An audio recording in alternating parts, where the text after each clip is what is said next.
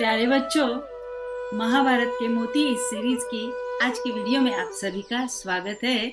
आज हम और आप मिलके एक ऐसे महापुरुष की कहानी सुनेंगे जो कौरव और पांडवों के गुरु थे। जी हाँ, बिल्कुल सही समझे, गुरु द्रोणाचार्य की कथा आज हम जानेंगे।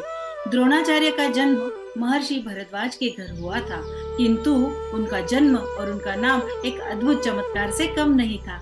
भला कैसे, आइए जानते हैं इस वीडियो से। एक बार की बात है, ऋषि भरद्वाज यमुना नदी के किनारे स्नान के लिए गए थे। वहां उनका मिलना स्वर्ग की सुंदर अप्सरा धृताची से हुआ। भरद्वाज ऋषि के मन में उस अप्सरा धृताची के प्रति आकर्षण निर्माण हो गया। उन्होंने उस आकर्षण की उस ऊर्जा को अपने तप से एक सुंदर घड़े में, या जिसे हम द्रोण कह सकते हैं, उसमें एकत्रित किया और उसी द्रोण से एक दिव्य बालक का जन्म हुआ, जिसका नाम पड़ा द्रोण, क्योंकि वह द्रोण से उत्पन्न हुआ। द्रोण जैसे जैसे बड़े हो रहे थे, वैसे वैसे बहुत बुद्धिमान और सभी प्रकार की शस्त्र विद्या में निपुण हो रहे थे। उन्होंने गुरुकुल में शिक्षा पाई। गुरुकुल में शिक्षा के दौरान द्रुपद और द्रोणाचार्य की घनिष्ठ मित्रता के चर्चे बहुत हुआ करते थे। वे शस्त्र, शास्त्र, अस्त्र, वेद, नीति शास्त्र के महान ज्ञाता बने। उन्होंने अपने कठिन तप से ब्रह्मास्त्र और भी दिव्य अस्त्रों की प्राप्ति की। जाते जाते द्रुपद ने द्रोणाचार्य को वचन दिया था कि जब भी वे किसी सहायता के लिए उनके पास जाएंगे तो वे सदैव उनकी सहायता करेंगे, क्योंकि उस समय द्रुपद राजकुमार थे, लेकिन जब वे वहां जाएंगे तो वे राजा बनने वाले थे। इसीलिए उन्होंने कहा, यह राज्य हम दोनों का होगा। द्रोणाचार्य का विवाह शरद्वाज मुनि की पुत्री और हस्तिनापुर के कुलगुरु कृपाचार्य की बहन तपस्विनी कृपि से हुआ। कुछ समय के बाद उन्हें एक पुत्र प्राप्त हुआ, जिसका नाम था अश्वत्थामा। अश्वत्थामा के जन्म की भी एक विशेष मान्यता है, एक विशेष कथा है। जन्म के साथ ही उसके माथे पर एक विशेष प्रकार की मणि थी। वह मणि जब तक उसके माथे पर अंकित है, तब तक कोई भी किसी भी प्रकार का भय उसे नहीं हो सकता। उसका शरीर दिव्य तेज से अलौकिक चमकता था। अश्वत्थामा को भगवान शिव का अंश भी माना गया था।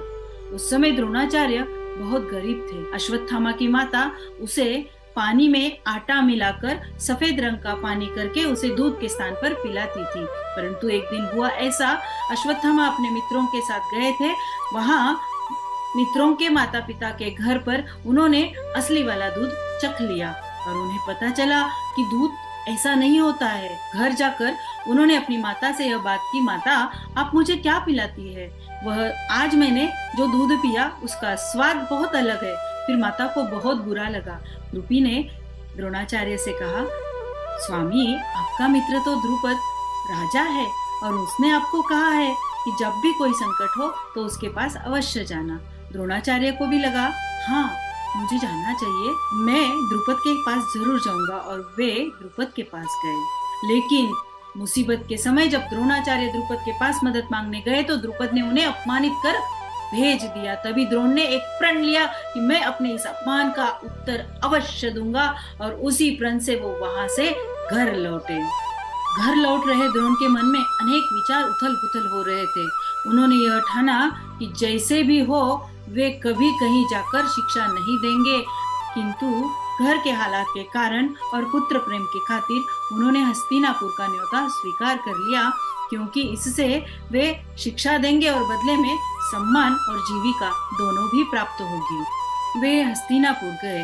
उन्होंने कौरव और पांडवों की शिक्षा एक सुंदर से गुरुकुल स्थापन कर उसमें देना आरंभ कर लिया। जब गुरु दक्षिणा की बात आई तो द्रुपद ने कहा, मुझे संपत्ति नहीं चाहिए।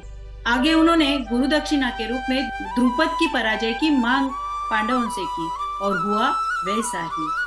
इस कथा से हमें यह सीख लेनी चाहिए, परिस्थितियां चाहे कैसी भी हो, अगर संकल्प पक्का हो तो सब कुछ संभव है। माता पिता अपने बच्चों के लिए कुछ भी करने को तैयार हो जाते हैं, इसीलिए उनके त्याग के लिए सदैव उनका ऋणी रहना चाहिए। प्रतिदिन माता पिता को प्रणाम करना ही चाहिए। कल मिलेंगे और एक सुंदर कहानी के साथ। जय श्री कृष्ण।